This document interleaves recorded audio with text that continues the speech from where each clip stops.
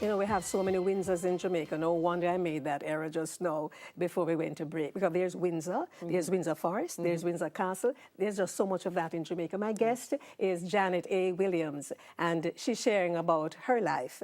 You went to the Karen Hall All Age. Right. What did you do when you were at school in terms of extracurricular activities? Well, at that time, we didn't really have extracurricular activities of such.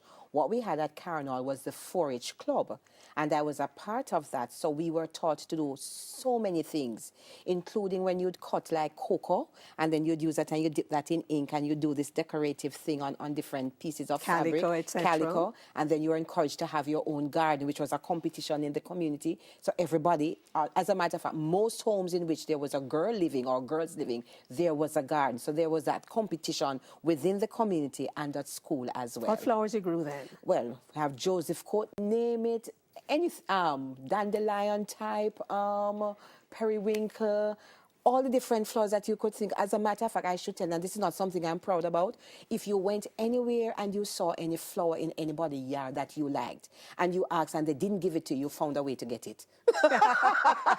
Yes, creative and innovative. Yes. You'd get that and you'd put that in your garden, and then the competition, and then you'd go around and your teachers would look at it and say, okay, look, you didn't get any prize for it, but it's just the idea that the best garden is up by Miss Jem, which is us at our mommy's house, which is where we live, or at Jan. And you really felt good because you had something different, and you planted whether in X pattern or Z pattern or O pattern, and different pattern in terms of letters of the alphabet, depending on what best you could create out of that. There's a story with Mr. Hammy. What was that?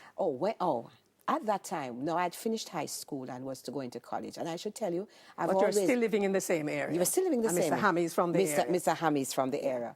And I always wanted to do media or law. My mom could not afford it. So the next option was Teachers College. I'm an educator today.